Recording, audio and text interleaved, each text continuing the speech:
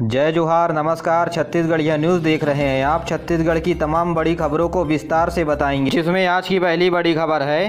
प्रदेश के हर जिले में राज्य सरकार ने महिला प्रकोष्ठ का गठन करेगी, जिससे महिलाओं और बेटियों को सुरक्षा का वातावरण मिल सके। इस दौरान मुख्यमंत्री ने कहा कि महिलाओं के सम्मान से ही हमारी संस्कृति की पहचान होती है। उन्होंने कहा कि नारी के सम्मान करने वाला समाज संस्कारी समाज होता है। छत्तीसगढ़ में महिलाओं को सम्मान दिया जा रहा है। यही कारण है कि महिलाएं अब बड़े लक्ष्य के लिए निकल चुकी हैं, जिन्हें अब लक्ष्य हासिल करने तक रोका नहीं जा सकता।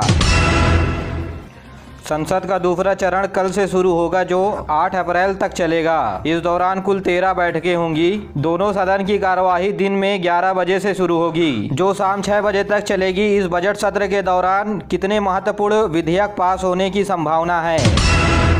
देश भर में मौजूद मेडिकल कॉलेजों में उपलब्ध सीटों को भरने के लिए केंद्र सरकार ने राष्ट्रीय परीक्षा आयोग को नीट पीजी की परीक्षा में 15% कटऑफ को कम करने को कहा है, जिसके बाद मेडिकल बोर्ड नया संशोधित सूची जारी करेगी और पात्र लोगों को एडमिशन लेने के लिए आदेश जारी करेगी। यह निर्णय राष्ट्रीय चिकित्सा आयोग के परामर्श से लिया गया है। आपको बता दें कि 2 बार हुए काउंसिल के बाद भी प्रदेश में मेडिकल कॉलेज के 8000 सीट खाली है, जिसमें अधिकतर प्राइवेट कॉलेज उपलब्ध हैं। महामारी के दौरान आर्थिक स्थिति कमजोर होने की वजह से छात्र प्राइवेट मेडिकल कॉलेज में एडमिशन नहीं ले पा रहे हैं। इसी वजह से पहली बार 8000 सीटें खाली हैं।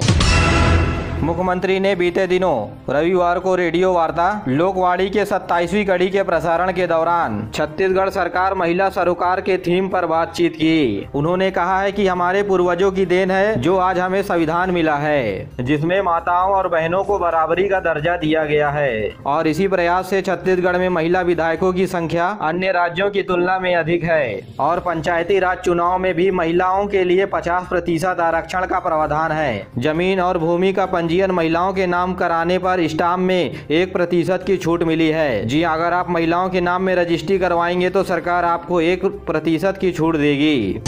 छत्तीसगढ़ में परिवहन विभाग की ओर से बकाया टैक्स के ऊपर वसूलने हेतु सघन अभियान चलाया जा रहा है। इसके तहत उड़नदस्ता और चेक पोस्ट के अधिकारी कर्मचारियों के द्वारा दुर्ग, रायपुर, रायगढ़, जसपुर, कोंडागांव, जगदलपुर, दंतेवाड़ा, मुंगेली, बलौद, बेमेतरा में बकाया टैक्स की वसूली और टैक्स नहीं देने पर गाड़ियों को जब्त भी किया गया है। सुकमा जिले में हुए मुठभेड़ के दौरान बीते दिनों डीआरजी के 2 जवान घायल हो गए। वहीं सुरक्षा बलों ने मुठभेड़ में 1-2 नक्सली मारे जाने का दावा भी कर रहे हैं। राज्यपाल अनुसुईया उइके ने बिलासपुर के बरतराई स्टेडियम में रखे गए हॉकी मैच में विजेता और उप विजेता को ट्रॉफी प्रदान किया। और इस मैच के दौरान राउरकेला की टीम विजेता और हरियाणा की टीम उप विजेता रही। वहीं महिला हॉकी टीम में मध्य प्रदेश ग्वालियर की टीम ने बाजी मारी, जबकि दिल्ली की टीम ने उप विजेता के खिताब में अपना नाम हासिल किया। उन्होंने कहा कि खेल हार जीत तय नहीं करती, हमें असफलताओं को चुनौती में लेते हुए आगे बढ़ना है। महिला एवं बाल विकास मंत्री अनिला भेड़िया और सांसद छाया वर्मा के द्वारा राजनांदगांव जिले में करीब 1000 स्वच्छता दीदियों को सम्मानित किया गया। उन्होंने कार्यक्रम के दौरान कहा कि महिलाएं हर क्षेत्र में आगे बढ़ रही हैं और कार्यक्रम को राजनांदगांव के महापौर ने भी संबोधित किया। बीते दिनों 5 राज्यों के चुनाव नतीजे के बाद अब भारत निर्वाचन आयोग ने सभी राज्यों में होने वाले उपचुनाव के लिए बिगुल बजा दिया है। इसी कड़ी में छत्तीसगढ़ के खैरागढ़ विधानसभा में देवव्रत सिंह के निधन के बाद खाली हुई सीट में 12 अप्रैल को चुनाव होना है। 17 मार्च को इसके लिए अधिसूचना जारी कर दी जाएगी, जिसके बाद आचार संहिता 17 मार्च से ही लागू हो जाएगी, जहाँ नामांकन की अंतिम तारीख 24 मार्च तय की गई है और उम्मीदवार नाम वापसी 28 मार्च तक करा सकेंगे। और मतदान इसके बाद 12 अप्रैल की और नतीजे 16 अप्रैल को आ जाएंगे। इस चुनाव के दौरान खैरागढ़ विधानसभा के 2,11,869 कुल मतदाता चुनाव प्रक्रिया में भाग लेंगे, जिसमें 1,05,445 महिला तो 1,06,443 पुरुष शामिल होंगे। जी हाँ, आपको बता दें कि राजा देवव्रत सिंह छत्तीसगढ़ जनता कांग्रेस जोगी के पार्टी के विधायक थे। इसके बाद अब खैरागढ़ में राजनीतिक सरगर्मी बढ़ जाएगी।